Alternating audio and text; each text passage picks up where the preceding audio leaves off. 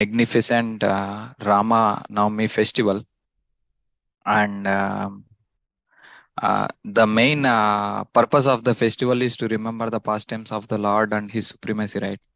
But we can see in still majority of the population, the conception is that he's still not the Supreme Personality of Godhead. He's just like one of the superhuman being. Even Krishna also, they treat him like that. Yeah, we can do some things, he can do more than us, something like that.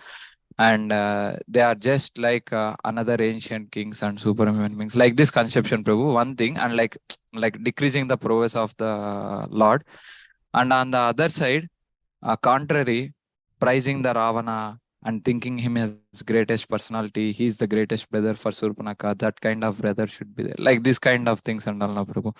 So, of course, from Bhagavatam, I would like to hear from you answers for this kind of controversial questions. Yeah, so, the Lord is inconceivable because in the Ramayana, Hanuman could do so many things that even the Lord, I'm saying he could not do, no? Correct? Yes, Prabhu. So, in answer to this, you have to always understand the Lord's position. So, here you can see this verse, which is spoken by Satyavrta Muni,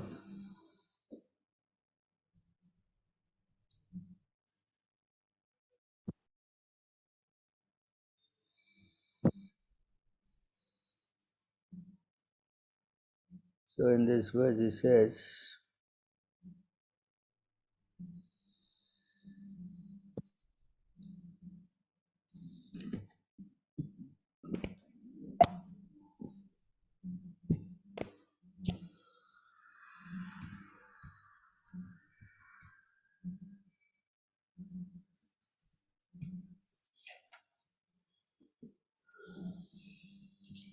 neither all the demigods, nor the so-called gurus, nor all other people, either independently or together, can offer mercy that equals even 1/10,000th of yours. Therefore, I wish to take shelter of your lotus feet. Understand? Yes, Prabhu. So, yeah, Hanuman can do many things, and so many can do so many things, but the Lord is inconceivably powerful. Only by the strength of the Lord only the living entity can act. That's why he told Arjuna, you just do be an instrument, no? I've already done everything, no? Yes? Yes, Prabhu. In the Ram Leela, the Lord actually may seem like Ram is just like an ordinary man. He cries, Sita is everything, and he does so many things that's like common man does. Because Ravana could not be killed otherwise. His benediction was that he can only be killed by a human being. Yes, Prabhu. So the Lord acted out as a human being to kill him. He cried, when Indrajit almost killed Lakshman.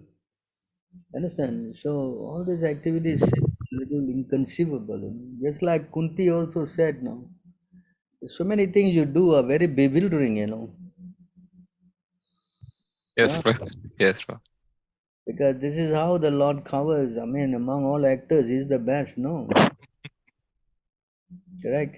Yes, Prabhu. The Lord always likes to give credit to his devotees, no? That is one of his glories. He wants to make his devotees more outshining than him. And that is his glory. He's more happy when the devotees are glorified. So, of course, the devotees don't make the mistake that thinking that they are now much bigger than the Lord. No, they never do that. Just like Arjuna, when Ashwatthama released that, what do you call that, Brahmastra, he was burning up the sky. Not that Arjuna don't know. He asked the Lord, "No, what should I do?" So that is the humility of the devotee. They always depend on the Lord. Yes, Prabhu. No time they cross the line. The moment they cross the line, that becomes false ego, and then fall down is inevitable. You see, that never happened to Hanuman, always dependent on Ram. You understand? Although he has so much of immense power, but he understands it's all coming only from Ram.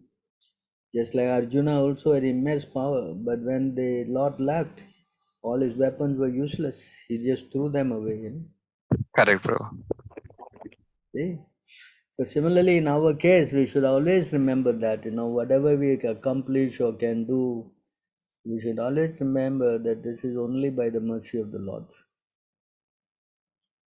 Then we are safe, When nothing happens, we pray, and then something happens, then we start advertising our glories. You see, it's my potency.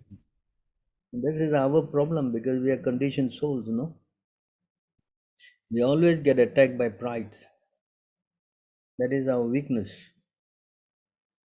You understand? That's why we need to take shelter of our spiritual master and Krishna to save us from this, what we say, contamination.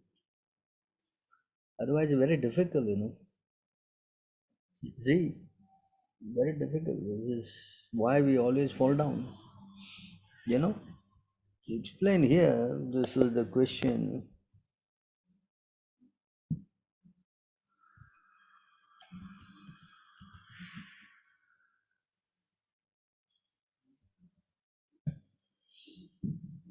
This is a question. The same question I dealt in the last Sunday Bhagavatam, I think. Bhagavad-gītā. Devahuti was saying that how Maya will leave the conditioned soul.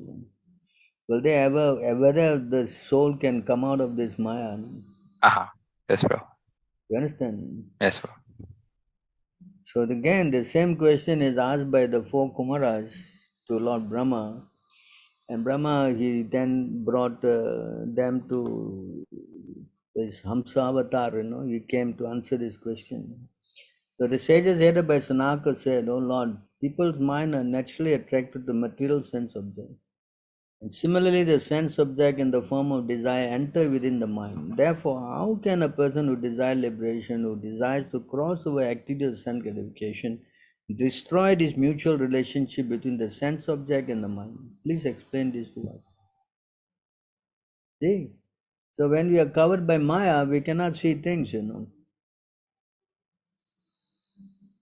See, unless we come out of Maya. So now practically, maybe not you, but us, me particularly, all of us are always, talking to the mind. No way, Prabhu. Every one of us, Prabhu. So our mind is always having a conversation with us. Practically, we are all under the control of the mind. The mind acts, the senses develop some desires. In this way, we are always accepting, rejecting, Yes, Prabhu. So this is what's going on. Can you separate these two things? Particularly impossible, like earth and aroma and water and taste. Yeah. Example is given in the third That, canto. yeah. Anyway, I'll go to that also because it's interesting so that you'll know the simplicity of this question. So here in the third canto, 27th chapter,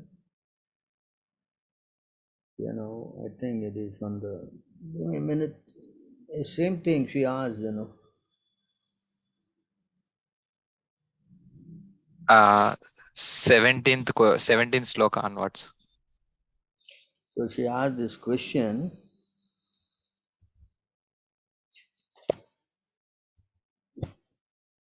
Same thing, See, Devahuti inquired, "My dear Brahmana, does the material nature ever give release to the spirit soul? Since one is attracted to the other eternally, how is their separation possible?" The same point, Our mind is intertwined with this Maya, and this is not one birth. And when you go to the next body, the mind also go with us. That's why many things you dream and all are subtly coming from the previous body's, connection. See, so we are very much, with our mind. So there is no separate existence of earth and its aroma, or water and its taste. There cannot be any separate existence of intelligence and consciousness. When you have consciousness, you must have intelligence. It's you cannot be conscious and unintelligent. That's not possible. Yes, Yes, bro. Yes, bro. see how she cleverly asking this question. Hence, even though he is the passive performer of all act, how can there be a freedom for the soul as long as material nature acts on him and binds him? Understand? The same Yes. thing is also spoken by Lord Krishna, you know. Yeah, you see here again, everyone is forced to act helplessly according to the qualities he has acquired from the modes of nature. Therefore, no one can refrain from doing something, not even for a moment. This is Bhagavad-gītā, chapter 3, text 5, no? Yes, bro. Understand? So you see how this is something we must understand because we are all now covered by Maya. Yes, See? bro. It is not some. Again, another same point, there was by Maharaj Nimi, he also asked the same question. Same thing he asked.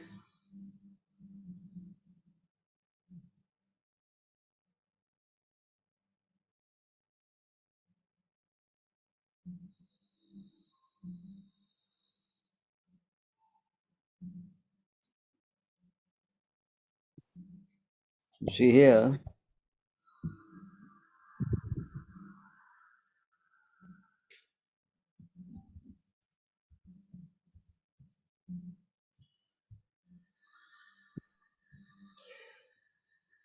King Nimi said, now we wish to learn about the illusory potency of the Supreme Personality of Godhead, Sri Vishnu, which bewilders even great mystic, my Lord.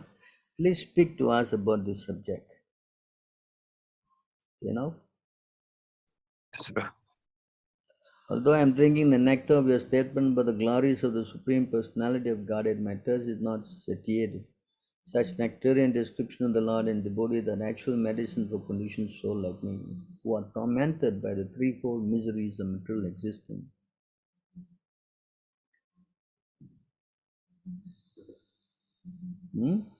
Yes, bro. And Uddhava also asked the same question. I think I showed on that.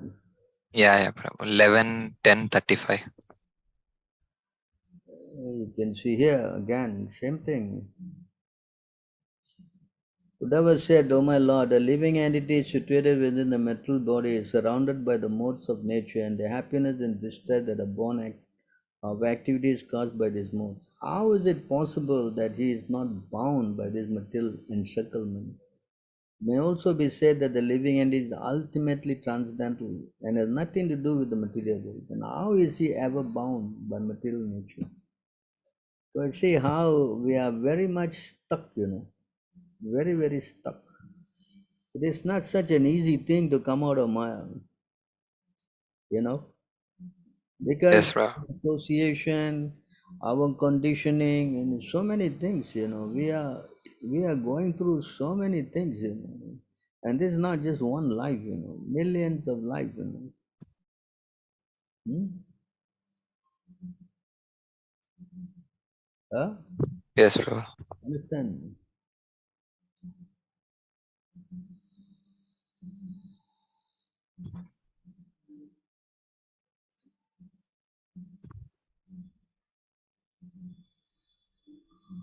So yes, here the Lord is replying. Because in the third canto, Kapila says, by strongly practicing devotional service. I explained that, 3 times the word strong, Yeah. and so only way to get the mind detached from Maya is by devotional service. Yes, Prabhu. Strong, serious. Yes, strongly, seriously, and all that. So now here in this part, the Lord is explaining in a different way. It is more, what we say philosophically, he's explaining. Within this world, whatever is perceived by the mind, speech, eyes, or other senses is me alone and nothing else beside me. All of you, please understand this by a straightforward analysis of the facts.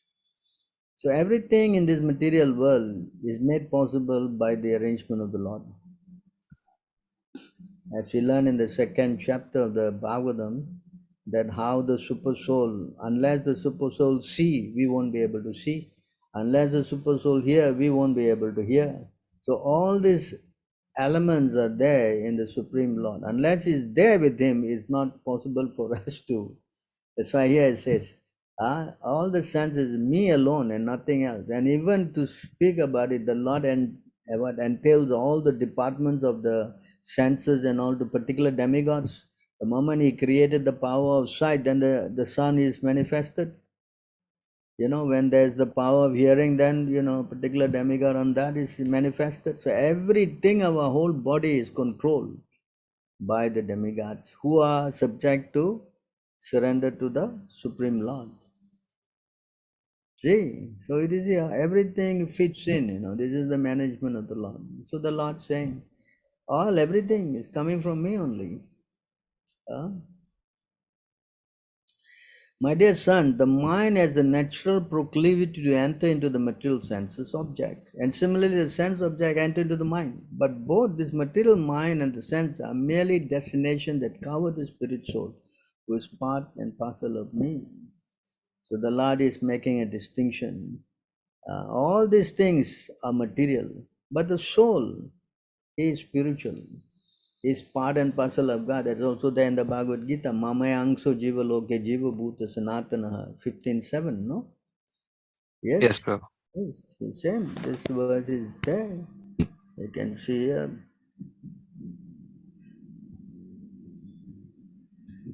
So we are spiritual persons. We are not material, See, Mamaya angsa. That means, angsa means fragmental particle. The soul is 1/10,000th tip of the hair.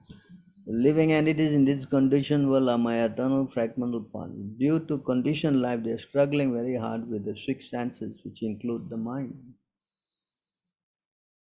Yes.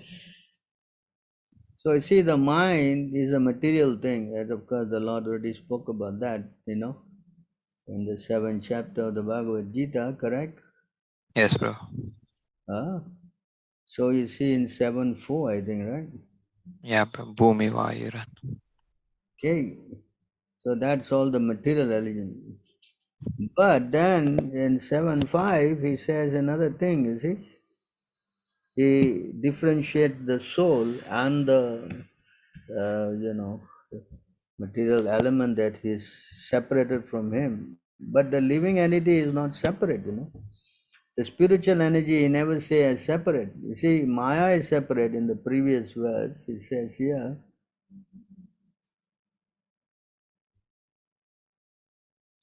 there's earth, water, fire in mind. See again, earth, water, fire, air, ether, mind and intelligence and false ego.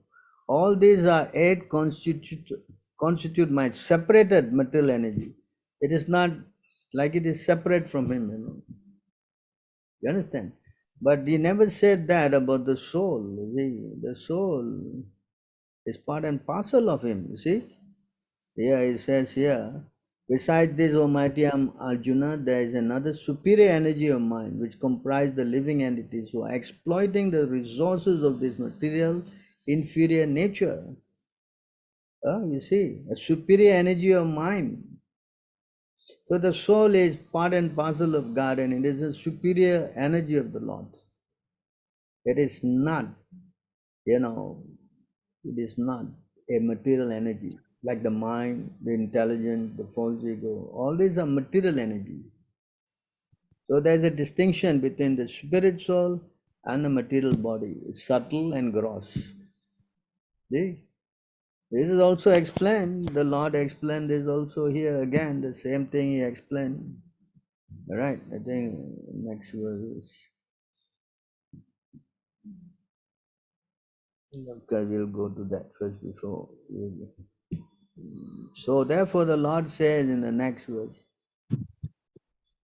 very important, he says here, all created beings have their source in these two natures, of all that is material and all that is spiritual in this world. Know for certain that I am both the origin and the dissolution. Same point the Lord just now spoke. See, there's only two natures, spiritual or material. And matter cannot move without spirit. Yes, bro. See, this now we just heard.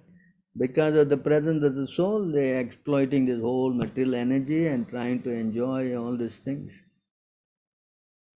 But it Yes, bro. is all created by God, the soul cannot create these things. I may make some tape recorders and some, laptops and whatnot. That also by the intelligence of the Lord. You cannot just do that by himself. That's not possible. See? So, answering this question, the Lord also says, in this, again, the same point,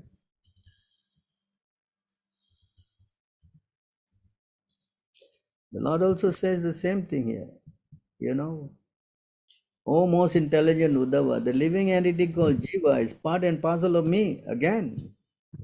But due to ignorance, he has been suffering in material bondage since time immemorial. By knowledge, however, he can be liberated. So the key for this liberation of the soul from material entanglement is knowledge. Yes, bro. You understand? Suffering, in Bhagavad-gītā, he just says suffering only. We are suffering. But here he's saying how you come out. Exactly what we are learning today, Today we are learning this point. We went to 17, right? Going into the other verses.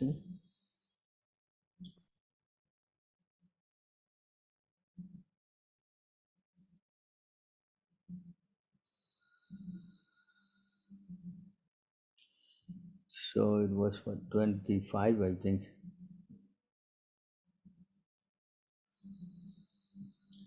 I think so.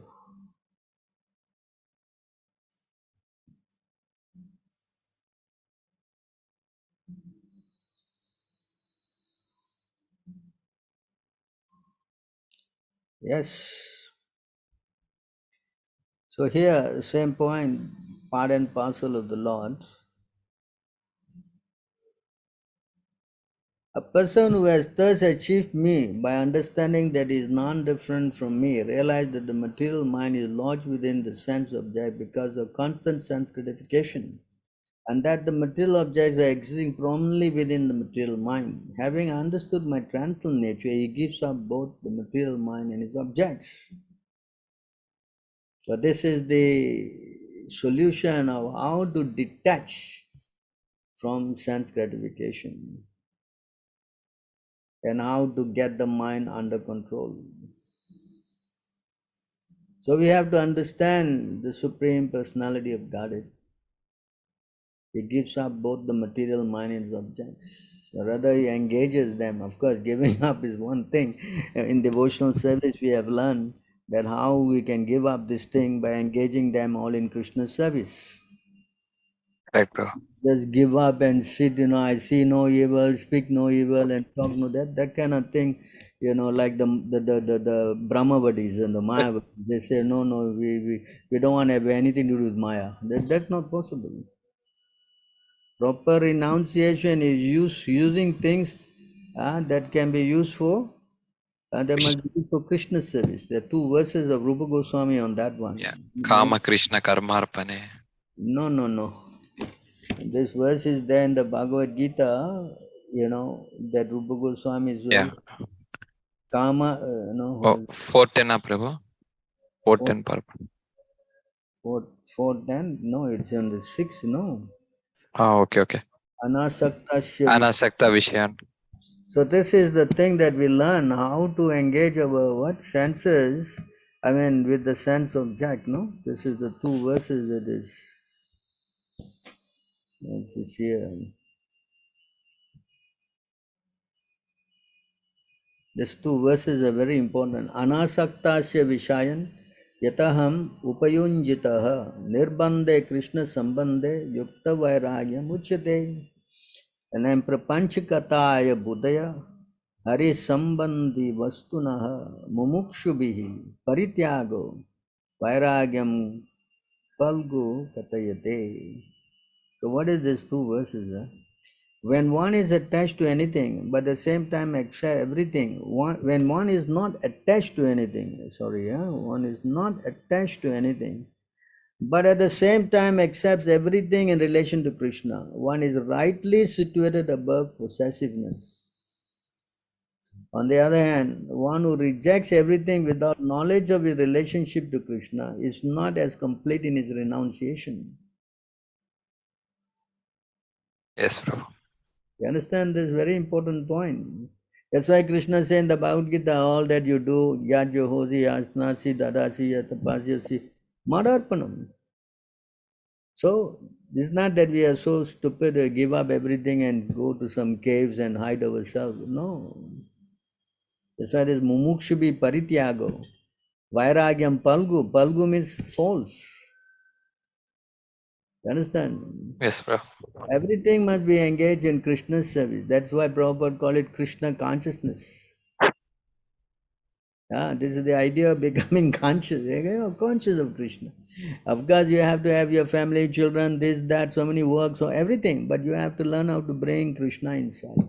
Just like you cannot do more work than Arjuna. Arjuna was fighting, Nobody can do better work than him. And even then Krishna tell him, you fight, but you think of me. First think of me and then fight. Yes, Prabhu. You never say, okay, now you fight, you don't have to worry about thinking of me. After fighting, you think of me. No, you never said that. Yes? Yes, Prabhu. 8:7 or do your duty, prescribed duty, but always think of me and then do your prescribed duty. I don't think anyone is put in the job like Arjuna, fighting and killing people and at the same time becoming Krishna conscious. See? So that's what it is. So we should not be artificial about this. We should use everything in Krishna's service. The Prabhupada even write in the Upanishad, even missiles can be used. And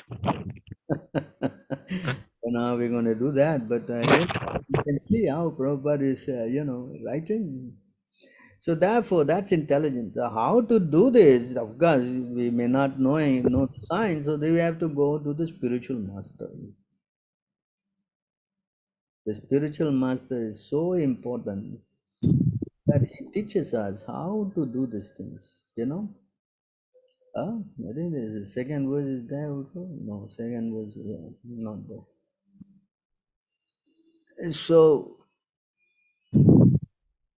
So we have to do this with the help of the spiritual master. Then we will know. Then you may say, Prabhu, I will go to the bank and rob it and use the money for Krishna's service. I can also say that.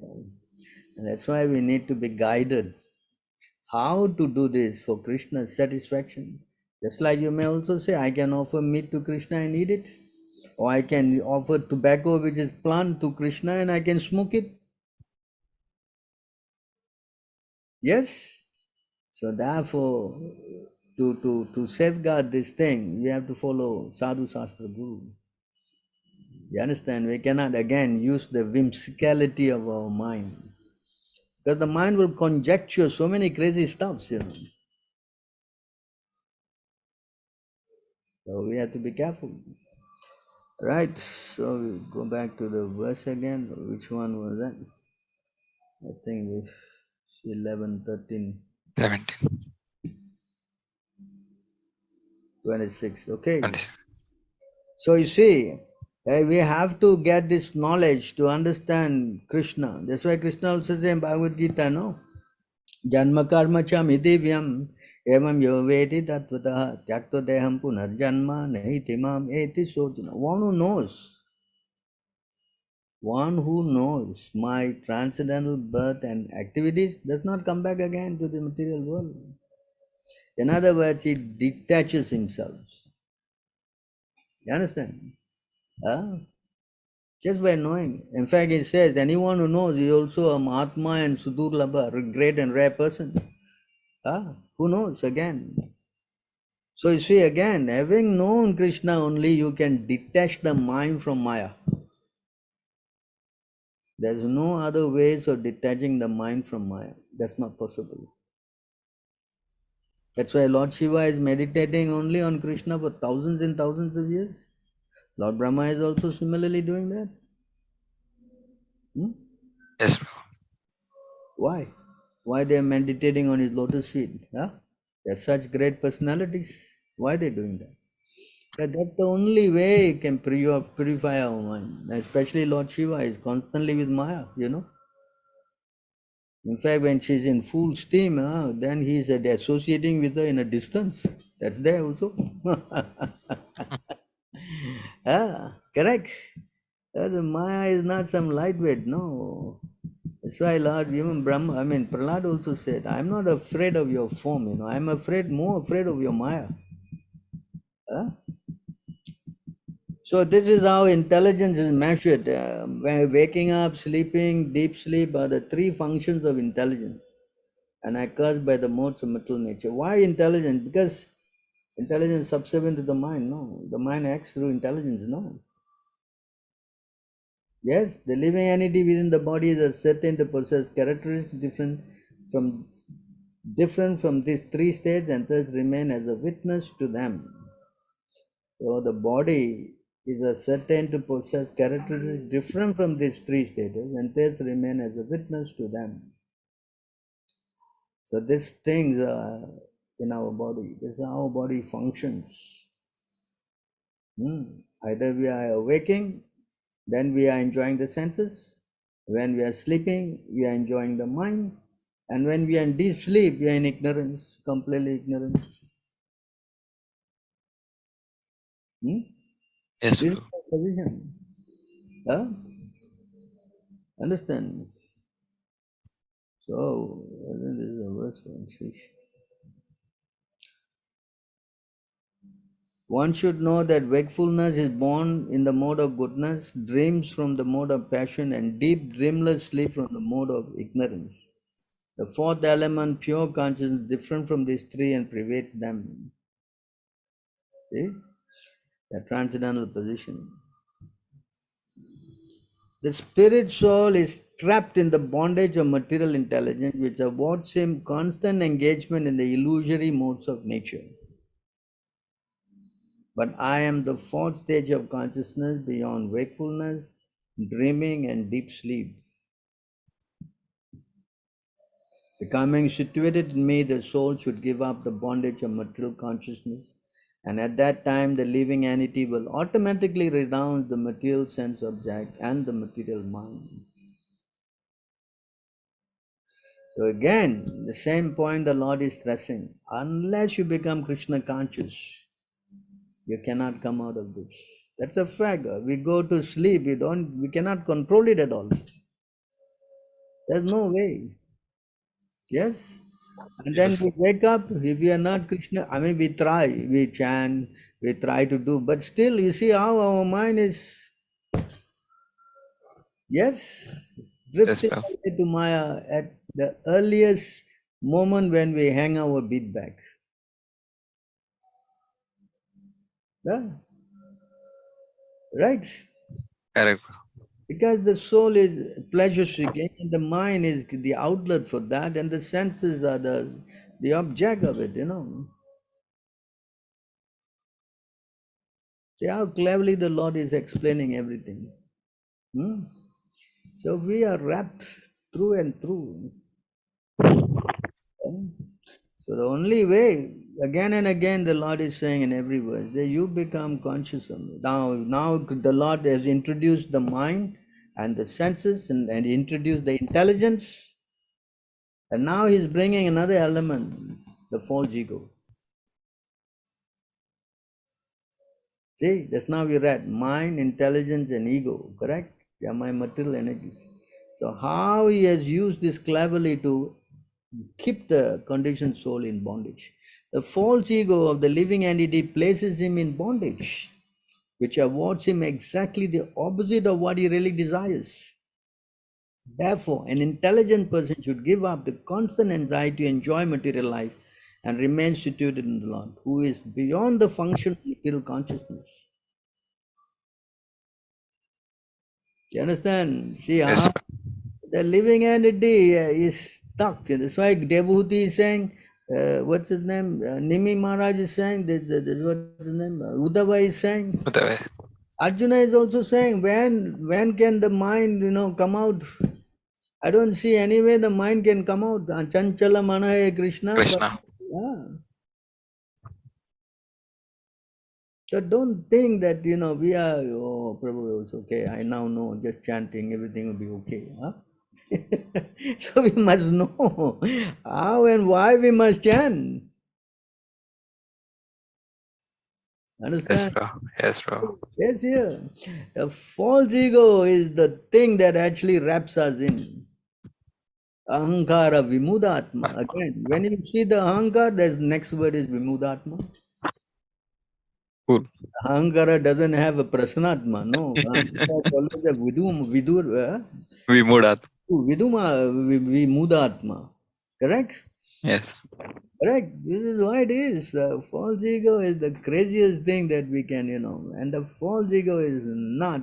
Intelligence, yeah, you may try to reason out something, but false ego covers you completely. Yeah? You understand what happens after that? According to my instruction, one should fix the mind on me alone. If, however, one continues to see many different values and goals in life rather than seeing everything within me, then although apparently awake, one is actually dreaming due to incomplete knowledge. Just as one may dream, and that one has awakened from a dream. That also there. You understand? You're dreaming, and in the dream you think I'm already up, I'm brushing my teeth, I'm going, but you're still in bed. I'm sure it happened to us, especially Mangalarti. Oh, I have to.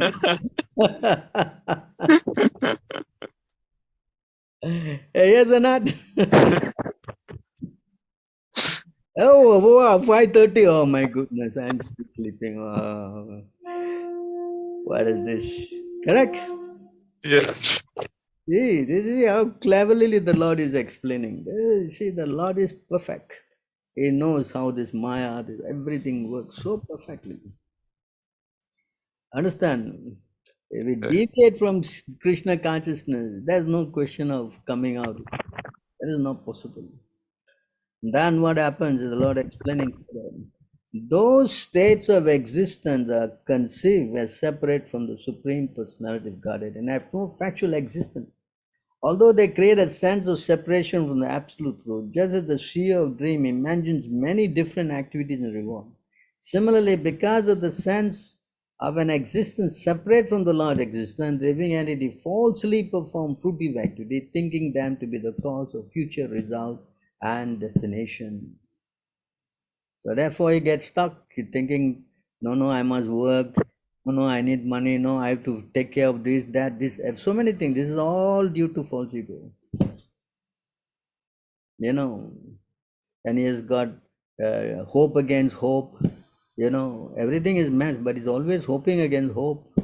Because of Bahyararthaman, chasing after the external material energy. And they think there's no other way out of this, energy is life, all these crazy questions,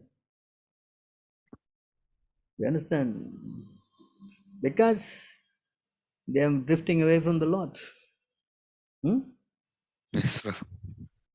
So in this way he's stuck, and that's it. And then he goes on. While awake, the living entity enjoys with all of his senses the fleeting characteristics of the material body and mind. So awake, yeah, sense gratification. And while dreaming, he enjoys similar experience within the mind. And in deep dreamless sleep, all such experience merge into ignorance. By remembering and contemplating the succession of wakefulness, dreaming, and deep sleep, the living entity can understand that he is not one throughout the three stages of consciousness and is transcendental. Thus, he becomes the lord of the senses. To understand this, it is not so easy, huh? It's not so easy. It's explained in this verse here. This is the important verse, that how you can come out of this. You should consider how by the influence of my illusory energy, these three states of mind caused by the modes of nature have been artificially imagined to exist in me. Having definitely ascertained the truth of the soul, you should utilize the sharpened sword of knowledge acquired by logical refraction from the instruction of the sages and Vedic sadhu and Shastra, Guru and Shastra, to completely cut off the false ego, which is the breeding ground of all doubts. All of you should then worship me who am situated within the heart. In other words, without Guru and Shastra, it is impossible. Yes, Prabhu. It is impossible. Why have to cut out this false ego? Only Guru can cut this false ego.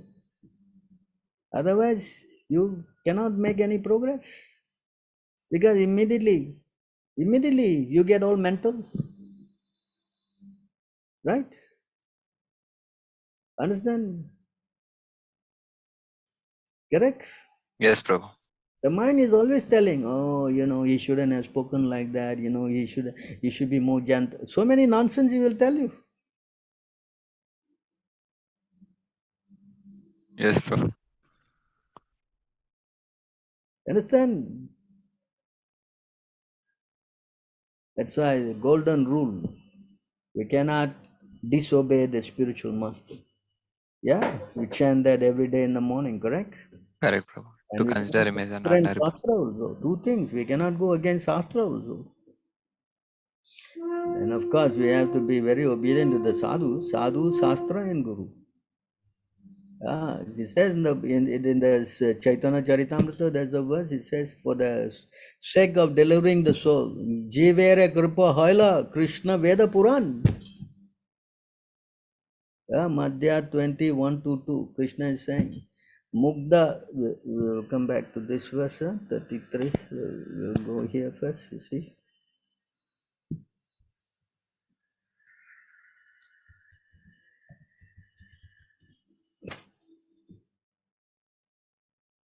And this verse here, Maya Mugda Jivere Nai Swata Krishna Gyan. Jivere Kripa Haila Krishna Veda Puran. The conditioned soul cannot revive his Krishna consciousness by his own efforts. Cannot. By his own effort is impossible. That's why I said that's now by false ego, by the mind, by the intelligence, he's stuck. There's no way he can come out. That's not possible. The conditioned soul cannot revive his Krishna consciousness by his own effort. Not possible. But out of causeless mercy, Lord Krishna compiled the Vedic literature and his supplement, the Puranas. Yes, Prabhu. Knowledge. And you cannot get this knowledge simply buying these books, please. Knowledge through this bona fide spiritual master coming down in disciplic succession. Correct, Prabhu. And with that knowledge only you can cut. You never say you get real, you cut. You have to cut. False ego means cutting, Prabhu. Getting kicked by the Guru. Yeah. You cannot come out of false ego by this loving and kissing. It's not going to work. It will work. Like in last class also, some of the class you told, Om Agnanati Mirantasya Gnananjana Shalaka. He literally operates and takes out the...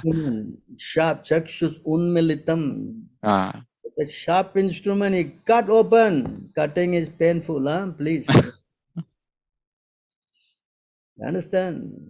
This is important. So you understand this. This is how Krishna, Krishna helped the living entity. This is explained in this whole line here.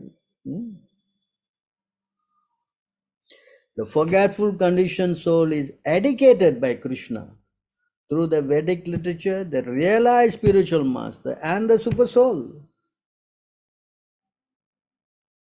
Through this, he can understand the Supreme Personality of Godhead as he is.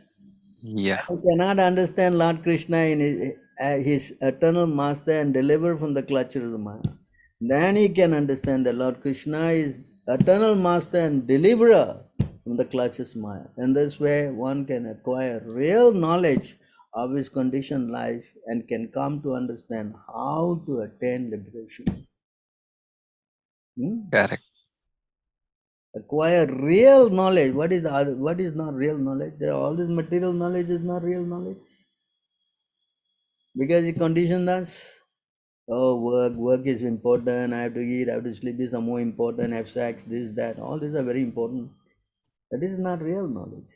These are all knowledge which, conditions the soul to this false ego. Correct, bro. Knowledge means the soul.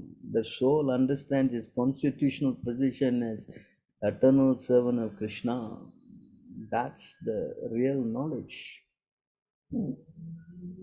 Understand? Yes, bro. Oh. Actually, that's why I can understand now. So many people cannot understand the Lord because of they don't have guidance, sadhu, shastra, all these and all. Like how you and Prabhupada are guiding us. The Vedic literature gave information about the living entity's eternal relationship with Krishna, which is called Sambandha. The living entity's understanding of this relationship and its acting according is called Abhideya. This is sadhana bhakti. And returning home back to God is the ultimate goal of life, which is called prayojana.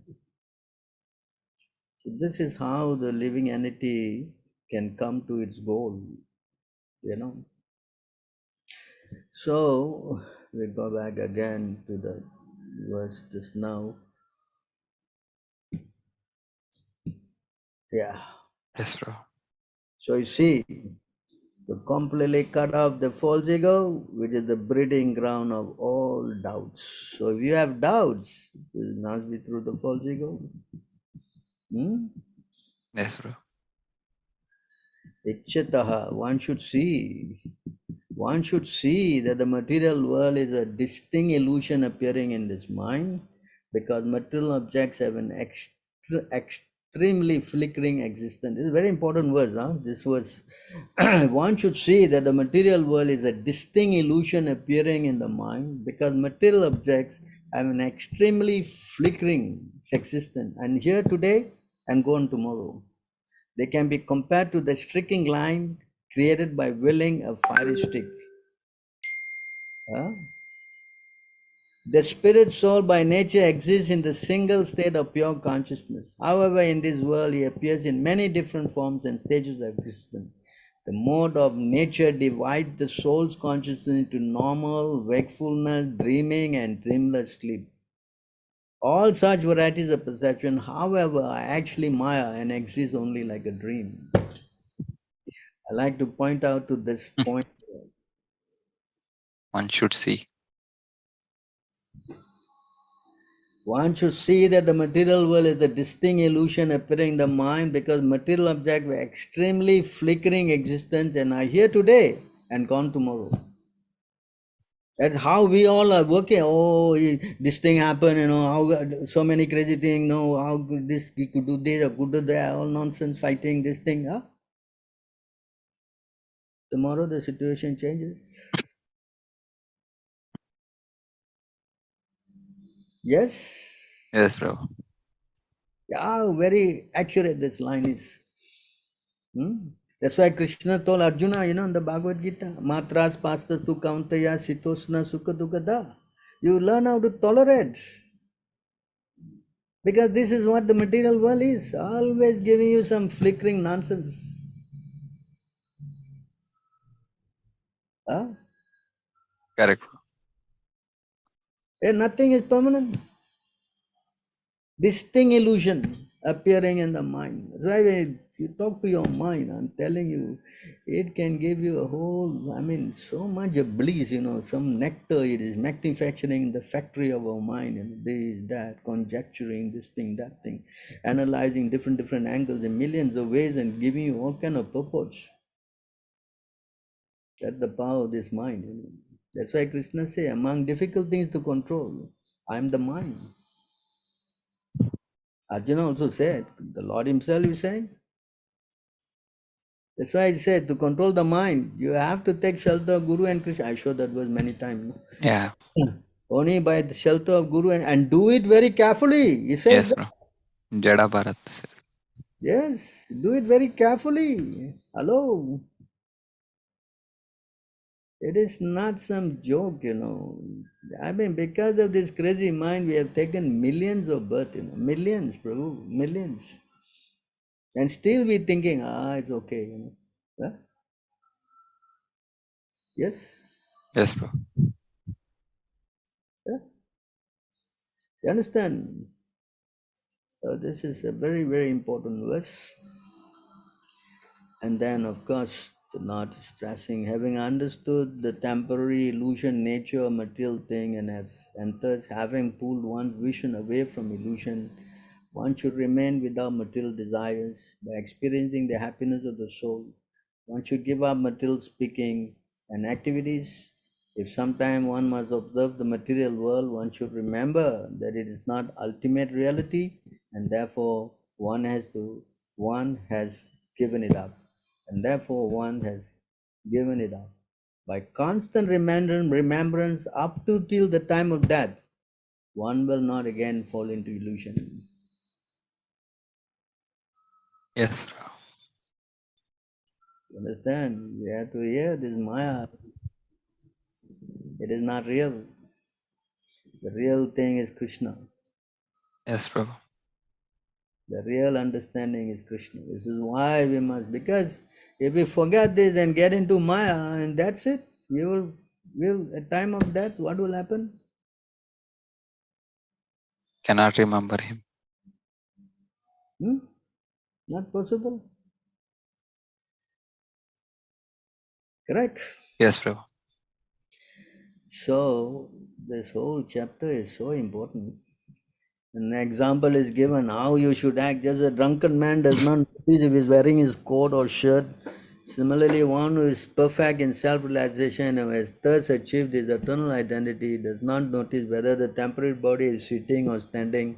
And if by God's will the body is finished, or if by God's will the body obtains a new body, the self-realized soul does not notice. Just a drunken man does not notice the situation of his outward dress. So this is how we should think, growing old, the body is getting nonsense, so much a breakdown, this problem, that problem.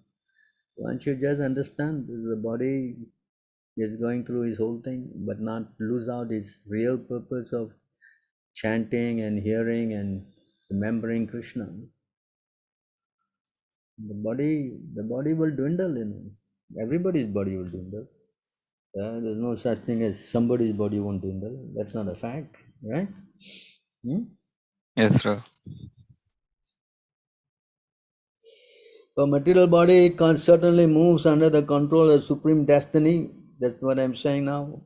And therefore must continue to live along with the senses and the world as long as one karma is in effect.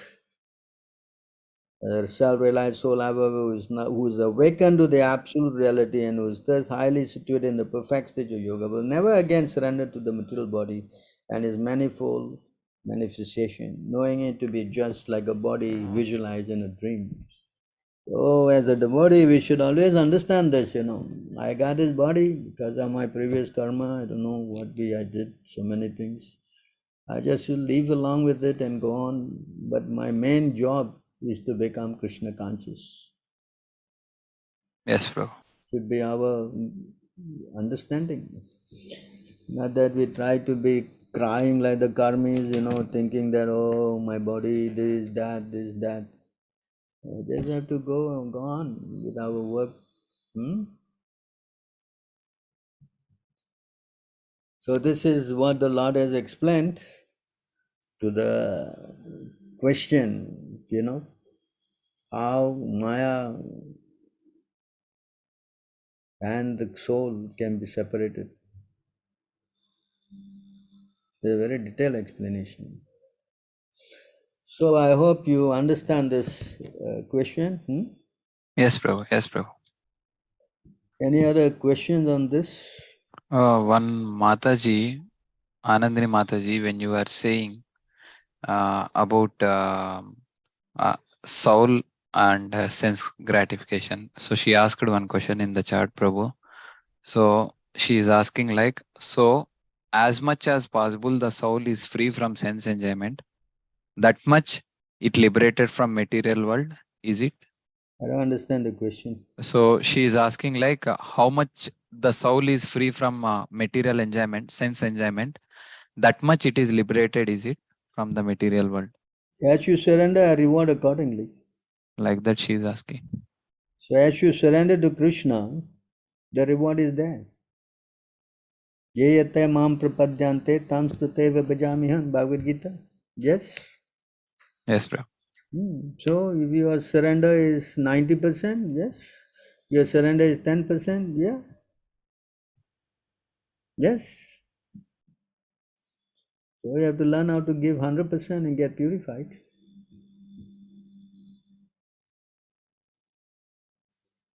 Understand? Yes, Please, Prabhu. when you come to the pure stage, you won't ask this question. When you practice Krishna consciousness very strictly, then there's no room for sense gratification. There cannot be any room for sense gratification. If a person is still thinking of that, then something is not pure in the heart, Oh, I want to do this, this is spiritual. No, but I'm doing this, this is material. I cannot mix this together. All nonsense. Krishna consciousness, everything is spiritual. There's no material inside here. I've already explained. The soul is spiritual, correct? Yes, bro. Huh? Understand? So when you forget that Krishna is the supreme, as we explained, then your mind will go to sense gratification. Yes? Yes, bro. Yes, Prabhu. If you think of the sense object, then your mind definitely becomes strong and get completely, as you know the verses in the Bhagavad-gītā, that the senses that sense object, attraction develop, attraction to lust deal to anger, so many things, no? Yes? Bhagavad-gītā? Hello? You know, right? Yes, Prabhu. Jayato Vishayan Pumsha. Yeah, 262, 63. 63. Yeah. So therefore it is warned, you don't get your mind into this direction. You bring Krishna into your mind.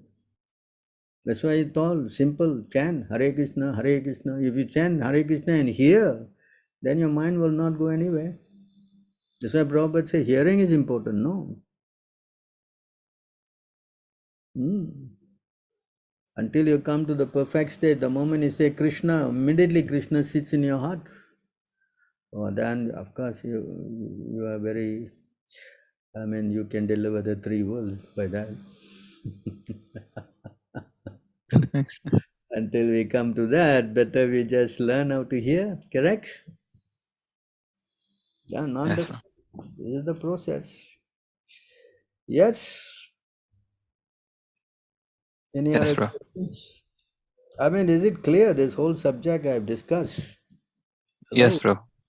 Only you are saying yes, I don't know anybody else is saying anything. Yes, Prabhu. Thank you. Hare Krishna. Dandavat Pranam. So see how Maya is intertwined with us. Hello? So therefore we have, that's why Kapila said strictly, seriously, strongly. Yes, bro. That's why we have to follow the order of spiritual master. Prabhupada has ordered us.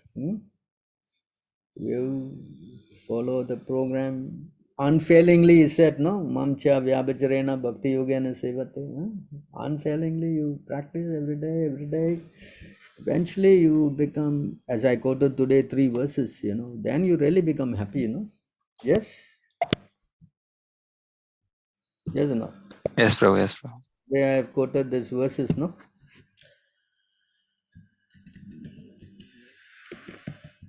Who knows 11, 14 what?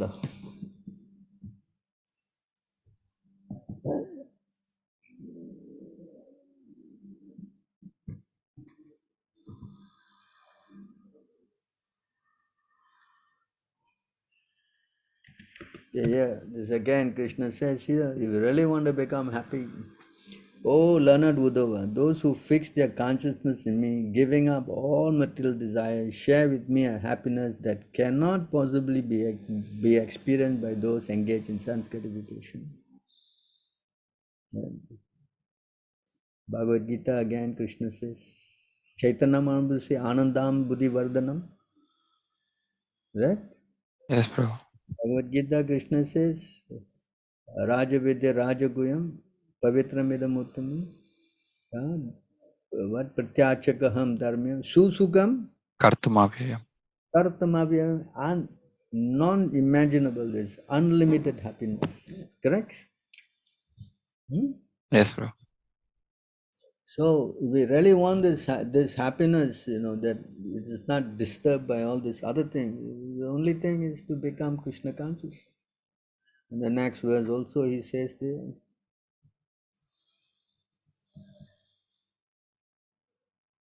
one who does not desire anything within this material world, who has achieved peace by controlling his senses, whose consciousness equal in all conditions, and his mind is completely satisfied in me, finds only happiness wherever he goes.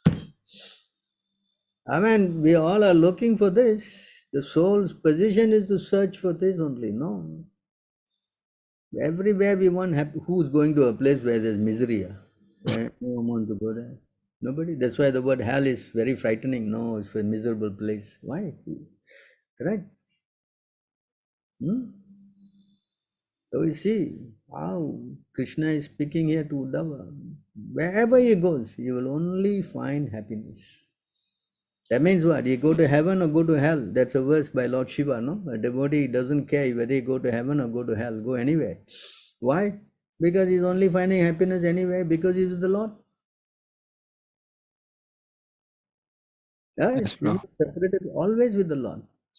And in fact, he is even in misery also he is finding happiness because he's pleasing the Lord. Just like the, what's his name, Arjuna, he was standing in front of Aswatthama and receiving all the arrows into his chest and is going so much pain. But because he was doing it for the Lord, he was feeling bliss. He was feeling these arrows like flower garlands. And Radharani said, if this misery that is, Krishna going to the other gopis and disturbing me, but if that giving Krishna pleasure, then I will take it on me, that is greatest pleasure for me. Who can talk like this? Only pure devotees, See, they don't care. Sold out, Correct. Yes. Yes, Prabhu.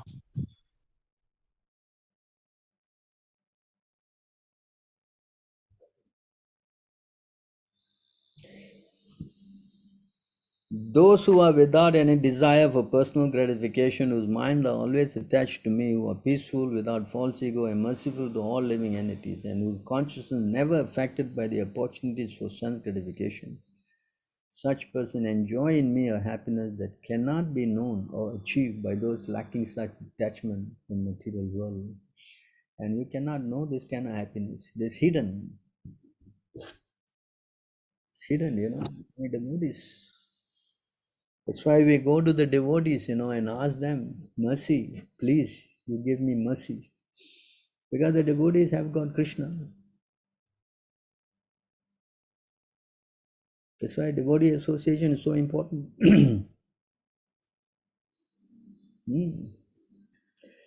Wherever my devotees are chanting me, I am there, no? Correct?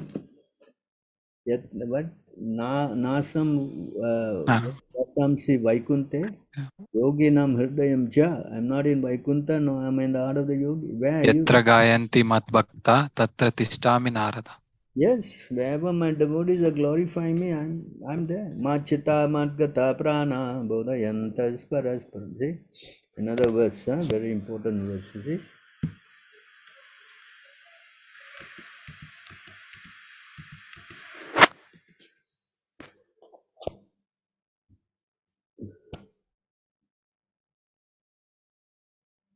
Satam prasanga mama virya samvido bhavanti hirkarna rasayana kataha tajosna dasva apavargavatmani sridharati bhakti anukramishyati. This verse is quoted by Prabhupada many times.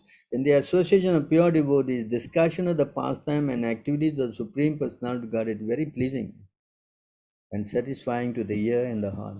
By cultivating such knowledge, one gradually becomes advanced on the path of liberation, and thereafter he is freed and his attraction becomes fixed. Then real devotion and devotional service begin. This verse, Prabhupada quotes this many, many times, you know. So, I think I have explained this at length. I hope you realize this, why you are in Krishna consciousness. As Prabhupada said, is not artificial disposition of the mind. It is the medicine. This is the medicine for freeing the soul from the contaminated mind, intelligence, and the false ego. There's no other way to it. There's no other way. You cannot go through the demigods. You cannot go through by trying to figure out this speculation. You cannot do all these things. Only by devotional service you can understand me as I am. Period. Correct, bro. There's no other way. There's no other way. There will not be another way. So take up, the process very seriously. Just wake up and chant. Any problem? Follow these 4 things. There's so many things to eat. Why you have to eat all this rotten stuff? Correct? Our intoxication is to chant. That makes us high. We don't need to take all this crazy intoxication. Now why you have to gamble? Gamble our life with Krishna. If you want to gamble, you gamble with him. And Krishna says, you never lose. You never lose. Yeah, anyone who comes to me, win-win, he said. My devotee never perish. So why not go to him and get all success? Yatra Yogeshwara Krishna Tatra Parthatanudara. Everything will be there. Opulence, victory, mystic power, all given to you. Why are you going the other way?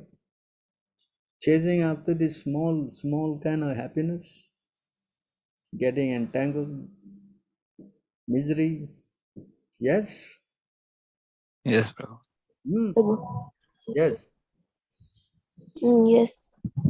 Any other questions? Love. Hare Krishna, take this golden opportunity to clear your doubts.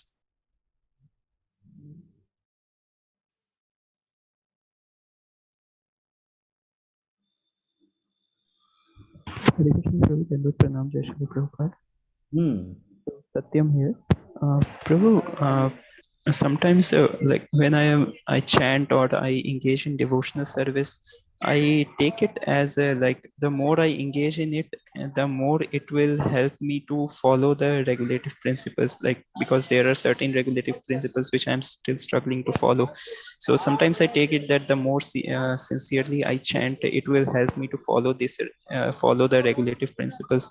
Out of the 4 regulative principles, so would it be considered as a that I'm having a motive behind chanting, or would it be considered as like I'm asking this for the Lord's service only, so it is not considered as a material desire? So There are 3 stages of chanting. The first stage is called Nama Aparad stage. The second stage is called Nama Abhash. And then the third stage is Sudanam stage. So everyone who starts, they always have got these desires to fulfill. So when we chant, we have some kind of motive. You follow?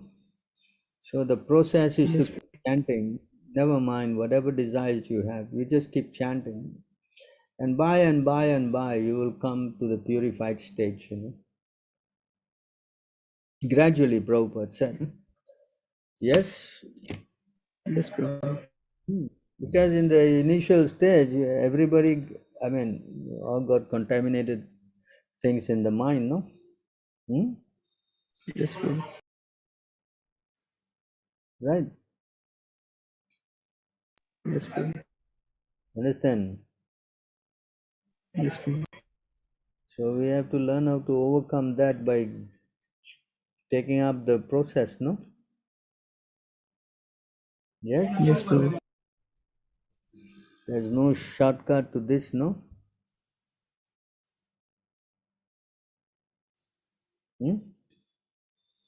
Yes, Prabhu.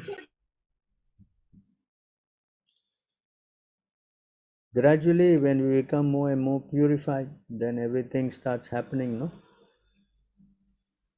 Yeah. It's explained very nicely by,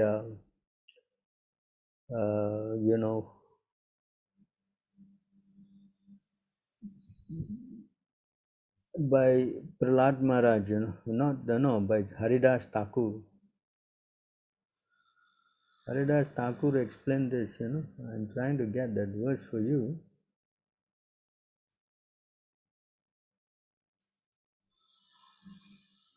Give me a minute, huh?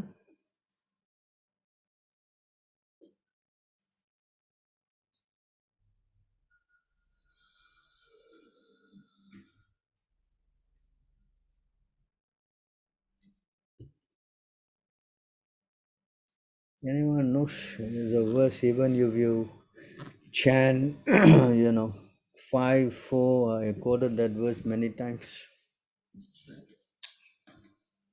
Hare Krishna. 5th canto.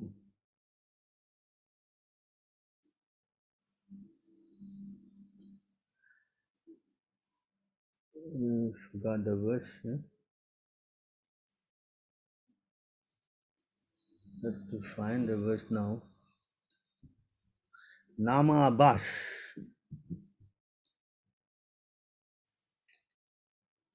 Nama Abhash.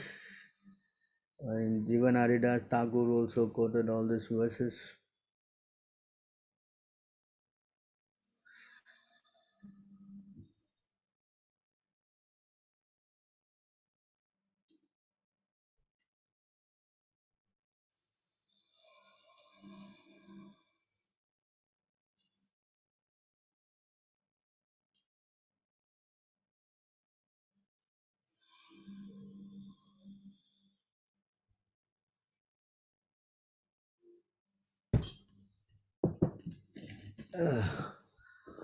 I don't seem to find it. I think it was 5. I forgot. Anyone remember?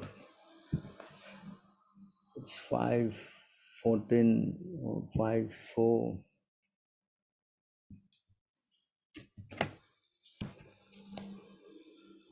So anyway, in that verse, the whole thing about this chanting is down there, how you should chant, you should chant properly in this. Even if you chant, in proper method also, you also get purified. Okay, never mind. 5:24:20 है प्रभु. 5:24. 20 नाम आभासा नाम अपराधा. Okay, you got it. Yes, correct. 24. Thank you very much in trying to look for this. Yeah, this is the verse. So here you see here this verse. Thank you very much.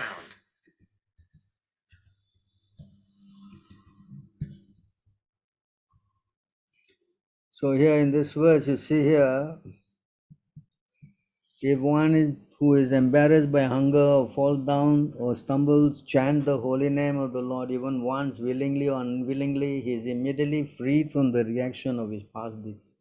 Karmis entangled in material activities face many difficulties in the practice of mystery yoga and other endeavors to achieve that same freedom. That is the point here. This purport is very important. It is not a fact that one has to offer his material possession to the Supreme Personality of Godhead and be liberated before he can engage in devotional service. A devotee automatically attains liberation without separate endeavors. Bali Maharaj did not get back all his material possession merely because of his charity to the Lord. One who becomes a devotee free from material desires and motive regards all opportunity of both material and spiritual as benediction from the Lord.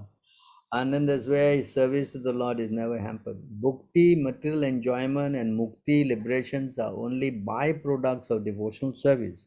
A devotee need not work separately to attain mukti. Śrīla Mangal Thakur said, Mukti swayam mukulitanjali svasevate sman. A pure devotee of the Lord does not have to endeavor separately for mukti because mukti is already ready to serve him.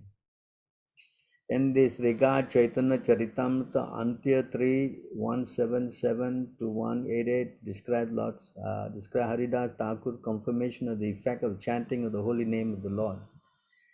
He says, by chanting the holy name of the Lord, one is free from all the reaction of sinful life. Others say that by chanting the holy name of the Lord, one attains liberation from material bondage. Haridas Thakur however said that the desired result of chanting the holy name of the Lord is not that one is liberated from material bondage or freed from this reaction of sinful life. The actual result of chanting the holy name of the Lord is that one awakens his dormant Krishna consciousness, his loving service to the Lord. This is the result of chanting. See? Haridas Thakur said that the liberation and freedom from reaction of sinful activities are only byproducts of chanting the holy name of the Lord. If one chants the holy name of the Lord purely, he attains the platform of loving service to the Supreme Personality of Godhead. In this regard, Haridas Thakur gave an example comparing the power of the holy name to sunshine. He placed the words before all the learned scholars present, but the learned scholars asked him to state the purport of the verse. Haridas Thakur said that the sun begins to rise. It dissipates the darkness of the night, even before the sunshine is visible. Before the sunshine even takes place, the light of dawn destroys the fear of the dangers of the night, such as disturbance by thieves, ghosts, rakshasas, and when the sunshine actually appears, one engages in his duties. Similarly, even before one chanting a holy name is pure, one is free from all sinful reaction. And when he chants purely, he becomes a lover of Krishna. A devotee never accepts mukti, even if Krishna offers it. Mukti, freedom from all sinful reaction, is obtained even by nama bhas, a glimpse of the light of the holy name before its full light is perfectly visible. The nama abhas stage is between the nama aparad or chanting of the holy name with offenses and pure chanting. There are 3 stages in chanting of the holy name of the Lord. The first stage, one commits 10 kinds of offenses while chanting. In the next stage, Namabad, the offenses have almost stopped, and one is coming to the platform of pure chanting. In the third stage, when one chants the Hare Krishna mantra without offenses, his dormant love for Krishna immediately awakens. This is the perfection. So, do you understand this? Hello?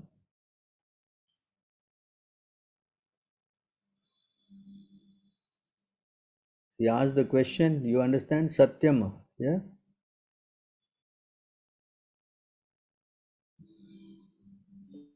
Yes, Prabhu, it is much clearer now. Hare Krishna. So you remember this verse 5, 24, 21, huh? Yes, Prabhu, sure. Because you also can read the Haridas Thakur's thing and that Prabhupada quoted, no? Yes, Right Prabhu. now, it's just to be, just carry on chanting and following the rules and regulations and just keep chanting, and gradually all these desires will go away, no? Yes, Prabhu. Prabhu, sometimes during, please accept my humble obeisances, Prabhu. All glories to you, all glories to Śrīla Prabhupāda. Prabhu, sometimes when people chant, or maybe myself also, when we are chanting, we may skip some words in between Hare Krishna, instead of telling Hare Krishna, Krishna Krishna, Hare Hare, Hare Ram, Ram Ram, Hare Hare. One Hare or one Krishna may be skipped. So such chanting is nama aparad stage, or it is offensive stage, very offensive, Prabhu?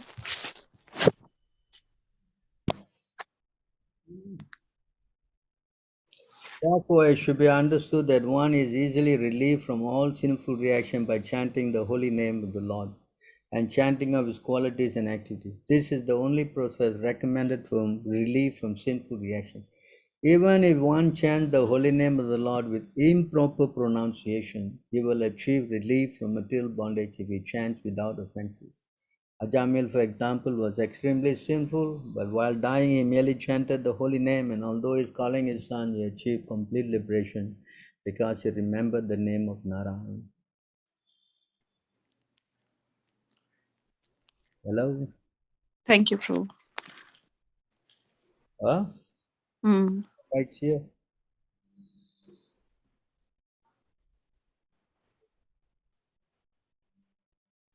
Yes, of course. I'm not recommending you to chant like that. We have to be attentive. Right. Yeah. Correct. Not that for this. Yes, Okay, Hare Krishna Aram. Hare Krishna Aram. Finish, Prabhu. I finished my round already, huh? Whistling. I mean, we should not do all these things, but not that you consciously, because if you better to always hear properly, you chant. Yes, true. And one more thing, before everyone wake up, if we chant, it will be so nice. But if some people wake up in the house, at that time, the consciousness is kind of contaminated a little bit, Prabhu. We can't chant so nicely. Why is it that, Prabhu, when we are alone and when we can focus better than when people are there around us? Yeah, because when people are there, then your mind is thinking, so many things you have to do for them, or they have to do, or so many things like that, no? So your mind is getting into all these activities and actions and all. But when there's nobody, then there's nothing to think, no, except for hearing the holy name. You have to practice that even when they are around, then you are always becoming Krishna conscious. Not that we all go to the forest, no, that's not practical. No? Yes, true. Right. So we learn how to control our mind. When nobody there, it's easy, but when there's someone, so that's the test. When someone is there, I still must learn to control my mind. Correct? So this is how we make progress. Just like when you go to work, then you start saying, oh, he's my friend, he's my enemy, this guy is doing all crazy things. So many things, no? Right. So we have to learn how to transcend that also. So that's why devotional service means we have to purify all kind of material. I gave a whole class just now, the mind, no? How it's so dangerous, the mind. Always dragging us down to the material level, So our safeguard is Krishna. So we should try to bring Krishna into our consciousness, then we are safe, no? It seems like it's almost impossible for us to control that unless Krishna gives us some mercy, Prabhu. It is very impossible to control all these things. So Prabhupada said, we cry to Krishna, no? Please help me. Chanting is like a child crying for the mother, no? Unless we cry for the mercy, how it will happen? Right. The whole thing is mercy, no? We cannot say, oh, I'm chanting, I'm going back to Godhead. Can I say that? I cannot. No. Right. So that's how we should understand, we are always in the, humble position. Even though we feel that we cannot go, but when we read Prabhupada's instructions and stuff like that, like where he says, you chant and hold my dhoti and all these things, sometimes we feel confident that yes, we are following Prabhupada and Prabhupada will definitely take us like that. That feeling is also, overconfidence, Prabhu, or how is it classified? That is explained in this verse here. the conditioned soul is trapped by Maya, although it is kind of a very difficult, just like the locks are tossed, there's the example given in this verse, they're tossed here and there, but still the lock will one day reach the shore, right? Hoping that although it's very bad, everything is, see here.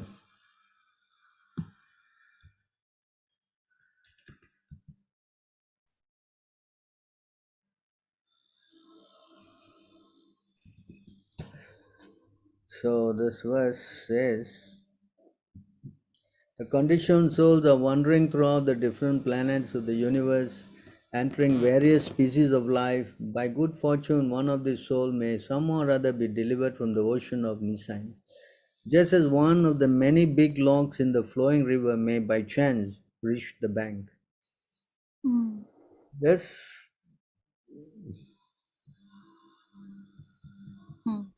They are unlimited conditioned souls who are bereft of Lord Krishna's service, not knowing how to cross the ocean of Nissan. They are scattered by the waves of time and tide.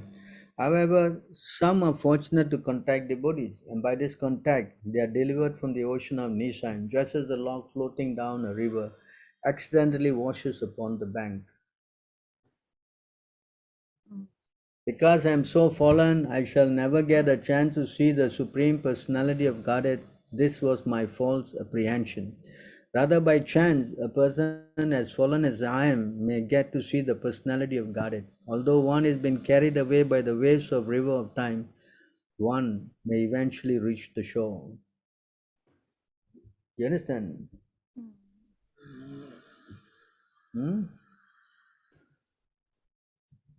So, by good fortune, one becomes eligible to cross the ocean on Nissan. When one's term of material existence decreases, one may get an opportunity to associate with pure devotees, and by such association, one's attraction for Krishna is awakened. Yes? Yes. So, this is how we should think, no? Because of the mercy of our spiritual master. He has said, on that hope I am going on, but I myself am very fallen, no?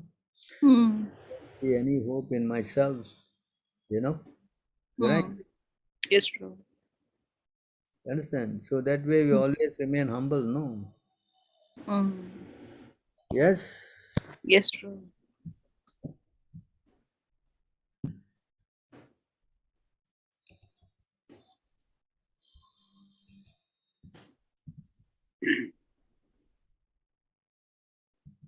Oh my Lord, I do not have any love for you, nor am I qualified for discharging devotional service. Huh? Yes? By chanting and hearing, yes. Nor do I possess the mystic power of a Vaishnava, knowledge or pious activities, nor do I belong to a very high class family. On the whole, I do not possess anything. Still, O beloved of the gopis, because you bestow your mercy on the most fallen, I have an unbreakable hope that is constantly in my heart. That hope is always giving me pain. Yes? Understand? Why it is giving pain, Prabhu, here? Yeah, because I can't, I don't know, because it's not, I'm so fallen. I'm too fallen, but I have this hope, but this hope is giving me pain because it is truth. Krishna will help, correct? But in my case, I don't know. Yes? Yes, true. Is it not giving pain? Yes, Yeah? true. Definitely. Yes or not? So therefore, we should always be constantly humble, no? That's why even Madhavendra Puri, when he was leaving, he was crying, no? When you will come, how you will come, my heart is, I'm so much pain in my heart, Right? When I can see you again, my Lord, correct? So devotees are constantly crying for him, like that. Right? We can leave the gopis for 100 over years. I don't know how you can, I don't know about us. I don't know about you. Maybe not me, boy, for sure. No, Prabhu. Like this material world is very, very painful without the association of devotees. We just have to humble ourselves up, That's the main thing, Prabhu, and that humbleness, because if we are surrounded by material people, material office, everything, we can't show humility in front of them, right, Prabhu? Because they take take it for granted and they'll overtake you. So it's very difficult in this current corporate world. If you are humble, over. Prabhupada said we should be like a lion outside and a lamb inside, So outside we should be like a lion, not that we become humble, and then get trampled over. But with the devotees, we are like a lamb. We are complete. So that is the formula he has given us, We learn how to be like that, With the devotees, we have to be careful because they all are very great souls, servants of Krishna. The karmis, we should show compassion. Otherwise, we should, roar like a lion. Otherwise, they will do nothing, no? Right? Yes, Prabhu. So we should be careful when we are associating with all these people. So two different kind of association. Because the karmis, they are envious, we stay far away, But devotees, we should be humble and try to take association. Then that way our whole life will be equally balanced, Yes, Prabhu. You should not become a lion in the devotee circle and a lamb in the karmi circle. Then that's nonsense. Yes, Prabhu. Right? Yes, Prabhu. That's the story about the snake, no? Narada preached the snake, Yes. right? But the Yes. story, he says, don't bite, no? So he, and then all the guys were throwing stones at him and all, and he was feeling very disturbed. When Narada and Narada say, "What? I mean, you say don't bite. Now you see, my body is painful. They are throwing stones and all that." I say don't bite, but I didn't say you can't pretend to bite. So I can do that. So he pretend to raise his hood, and then they all ran away. That's an example, no? Yes, Prabhu. So we try to balance ourselves. So anybody have anything else to add? Hello?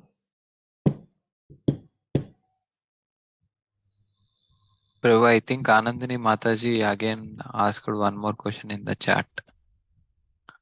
So, are external disturbing conditions should use to control our mind? You bring your mind to Krishna and Krishna will control the external disturbing elements, not the other way around. You just become Krishna conscious, start chanting and all this thing will disappear, Just now I read that verse, no? Like winter and summer sun season, right?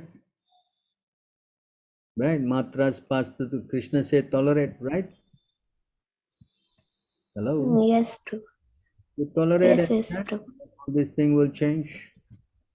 What is disturbing now? Yeah, chanting is not proper. Chanting is not proper. That is. Thanks for enlightening. It's proper, not proper, just chant, The moment you chant Krishna's name, then all this darkness will disappear. Krishna Surya Sama, Maya Andankara. Where there's Krishna's sun, there's no question of darkness. Yes? Yeah, yes, Prabhu. Yeah, sure.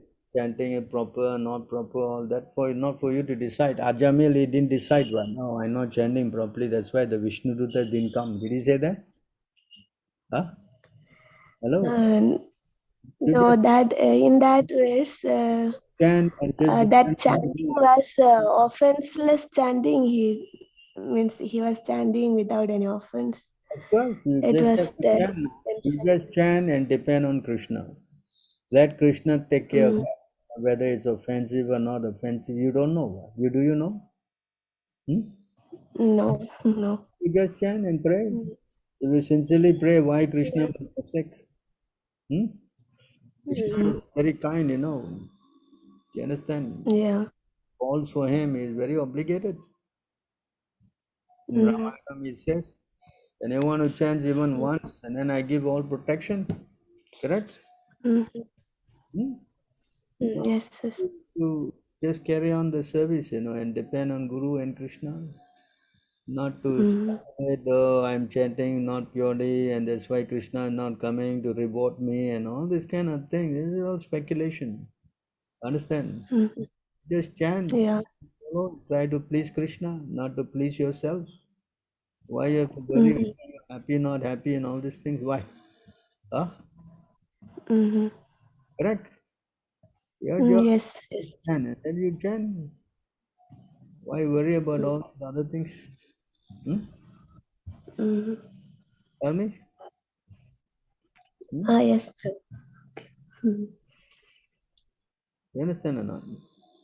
That's what Yeah, our good. duty is. Our duty is just do what our Guru is saying, you know, just chant. See, everything Yeah, will fall yes. in place, you know. Do service. Yeah, that's What? Yeah, yes, Prabhu. That's how we should do, no? I also don't know what I'm chanting. If I'm going home back to Godhead. Can you give me the assurance? Huh? I don't know. Yes, Prabhu, I can give you, Prabhu. You will definitely. We just have to depend on Krishna. What if Krishna say, no, you take another 100 births and you be more strong then? What you will do? Krishna, you can be so unkind. No, you said no, you taking. Can you say all this? Then we just have to learn how to surrender. That's our whole idea, no? Yeah. Right? Yes, yes, Prabhu. That is important. Not worry about all these things. That's why we stand. Either you embrace me by making me, not appearing before me by making broken-hearted, but any condition you may worship a Lord unconditionally. Correct? Right or not? Yes. That is it. Prabhu, but why will Krishna say that you stay for 100 more births? Because Krishna also wants our association and we also want his association. In that case, why is like sometimes it's mentioned like that, like it's it sounds like Krishna is like very harsh, but actually Krishna is very kind and compassionate. He's waiting for us. But when these kind of contradicting statements are mentioned, it's little scary sometimes, but at the same time we get love because we are chanting for Krishna. So this is two different things. How do we understand, true? You see, a devotee, he is always in a humble position. To show his love for Krishna, he tolerates anything that Krishna does for him. You understand? He doesn't demand. Just like the story of the cobbler and the Brahmin, no? He was so confident. Narada told him, the Lord said you got another 100 births. He just chastised Narada. Let the cobbler, I've got as many leaves on this tree. Oh, that's still a number. I'm happy. And then all the leaves fell and he went back to garden. So our thing is to just depend on the Lord in all circumstances. That's why it is called unconditional surrender. Not surrender with conditions, And so we don't put conditions. Whether you like or you don't like, you do what you like, my dear Lord. That is love, Okay. We don't say, oh, I'm daily pouring milk to you. No, please, no. Why did you do this to me? Huh? What? Yes. Huh? So we should try to understand the exalted position of God. That is love. Yes, definitely. Yeah. Uddhava asked him this question, who are your devotees? Huh? Ask this question, you see. Krishna never spoke about this, he just said, here you can see, Uddhava asked Krishna, who are you? Who are you or your devotees? Now, how to? Arjuna asked, who are these? What souls who are beyond the modes of material nature? Correct? Mm-hmm. Yeah, Uddhava is asking how to recognize your devotees. Because the same question asked Chaitanya Mahaprabhu. Chaitanya Mahaprabhu replied that anyone who chants Hare Krishna once, he's a Vaishnava. You understand? Mm. So Uddhava is asking,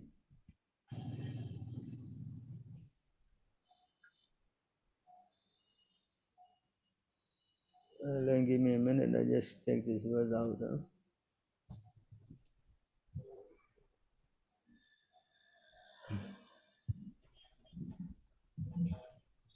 So here in this verse,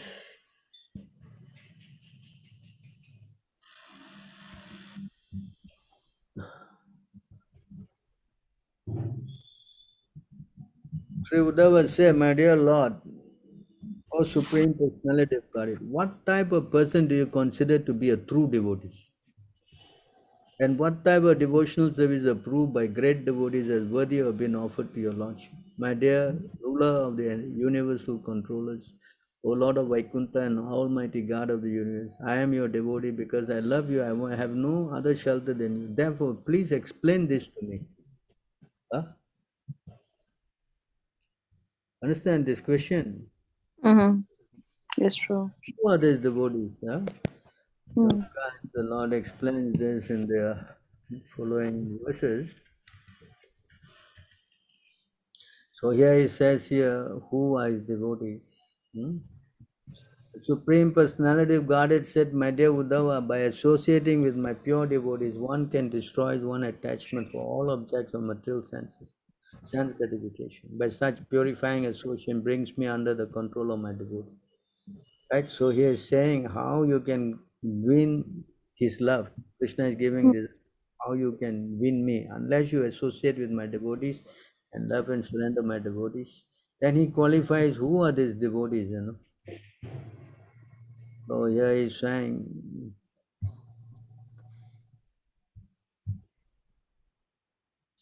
in every yuga, many living entities entangled in the mode of passion and ignorance gain the association of my devotees. Thus, such living entities are the Daityas, Rakshasas, birds, beasts, Gandharvas, Apsaras, Nagas, Siddha, Charana, Guyakas, Vidyadharas, as well as such lower class human beings as the Vaishyas, Sudra, women, others, were able to achieve my supreme abode. Uttasura, Prahlad Maharaj, and others like them also achieved my abode by associating my devotees and did. Personalities like Vrishabharva, Bali Maharaj, Banasura, Maya, Vibhishan, Sugriva, Hanuman, Jambavan, Gajendra, Jatayu, Tuladhara, Dharma Vidya, Kubja, the gopis in Vrindavan, and the wife of Brahma who are performing sacrifices. So he's speaking about all the devotees who are associated and they went back. The persons I have mentioned did not undergo serious studies of the Vedic literature, nor did they worship great saintly persons, nor did they execute severe vows or simply by associating with me and my devotees, they achieved me. So you see how the Lord is stressing about associating with the devotees, Mm. So here, the point I'm trying to make is this.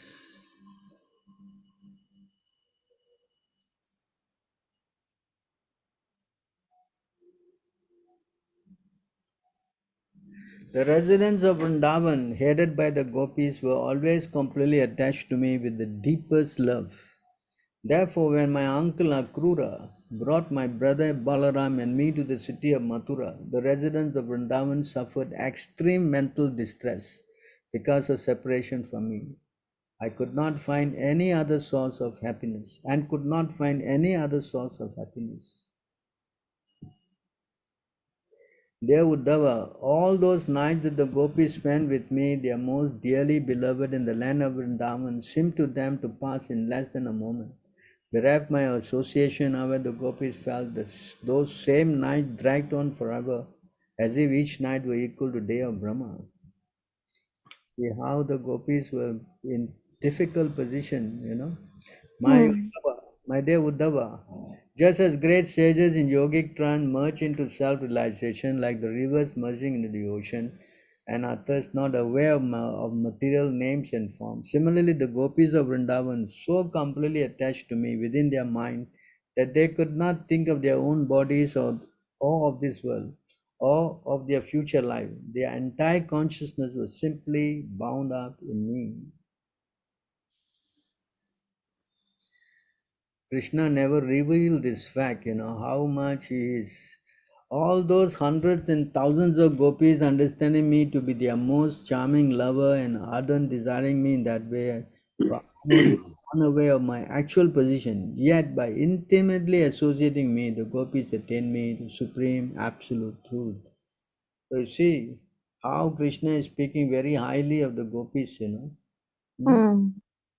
Okay? Then he's telling, my dear Uddhava, therefore the Vedic mantras as well as the procedures of the Vedic literature and the positive and negative injunction, disregard them, that which has been heard, that which to be heard. Simply take shelter of me alone. I am the Supreme Personality of Godhead, seated in the heart of all conditions. So take shelter of me wholeheartedly, and by my grace be free from fear in all circumstances.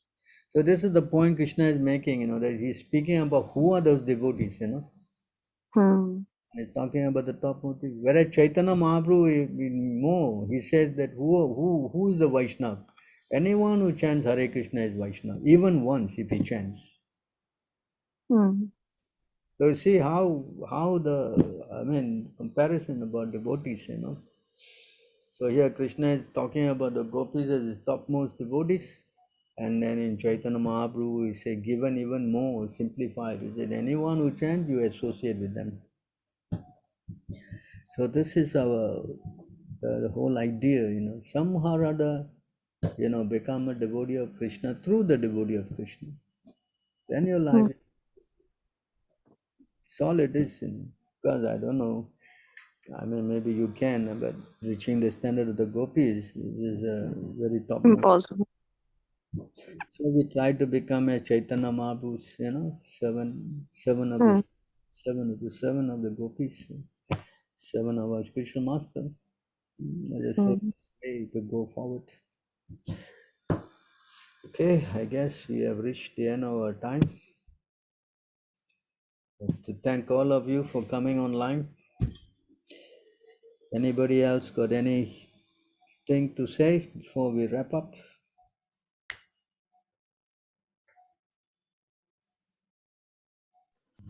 Hare Krishna Prabhu. I'm Venkatram from Sivagasi, from Tamil Nadu. My humble obeisances unto you and Śrīla Prabhupāda Prabhu. Actually, you told just now, even one person who chants one round of Maha Mantra is Vaishnava. Actually, I got some experience with my relative Prabhu. Actually, he introduced us to Krishna consciousness, but we that time we were in abroad and we came to India and we started. He told us that he was chanting and he was doing all the aartis and all these things. But what we got is actually he was telling to watch television and eat outside in the restaurants and all these things. He got initiated also, but we started avoiding him. So is it offense for us, or how it is, Prabhu? Actually? Well, if he's chanting and if he's not offensive, if you can preach to him and give him your association and make him stronger, then why not? Yes. Okay. Yes, Prabhu. If he's chanting, you try to help him to make him understand. Maybe he doesn't know, correct? Yeah, but we told him, but he is not understanding. He says, sometimes we are eating outside restaurant and it is not a problem. We will eat sometimes we will eat onion, garlic also, like that he says also, Prabhu. That is who initiated him? He got initiated in HKM, Prabhu. Actually. HKM? Yeah. And why are He they was, treating people? he was working in Singapore also, actually. He was working here. Did he ever come to the temple? He is with Sudarshan Prabhu. Oh, Sudarshan. So that explains. Anyway, if you are with us and if he doesn't want to listen, then better you leave him alone. Yeah, that's what we are trying to avoid him. Now we are not talking to him. So, but I felt that it is offense or how it is. That's what I am asking you. If he is not following, it is said, there's another verse that says if a person who is not following, then you should avoid him. There's a verse there. Vishwanath Chakravarti is saying, that if a person of character is not so good, then you should avoid him. You know? Okay. Okay. Thank you. 7:31, I think. In 7:31, the verse is there. It says, in that last line, it says that Sri Vishwanath Chakravarti says that a person, a Vaishnav, a person initiated in the Vaishnava cult should be offered the respect befitting a Vaishnav, which means that he should be offered service and prayers. However, one should not associate with him if he is not a fit person to whom to associate. Sure. Okay, bro. Okay. Okay, bro. A fit person to associate, you don't associate. Sure, bro. Okay. Okay, bro. Thank you, bro. Thank you. Thank you, bro. Yes. Hare Krishna, bro. Anything else? Okay, we stop here then. Thank you very much. All glory to Śrīla Prabhupāda. Hare Krishna. Hare Krishna. Thanks, All Prabhu. glories to Śrīla Dandavat, Prabhupada. Hare Krishna. Thank you, Prabhu. Dandavat Pranam.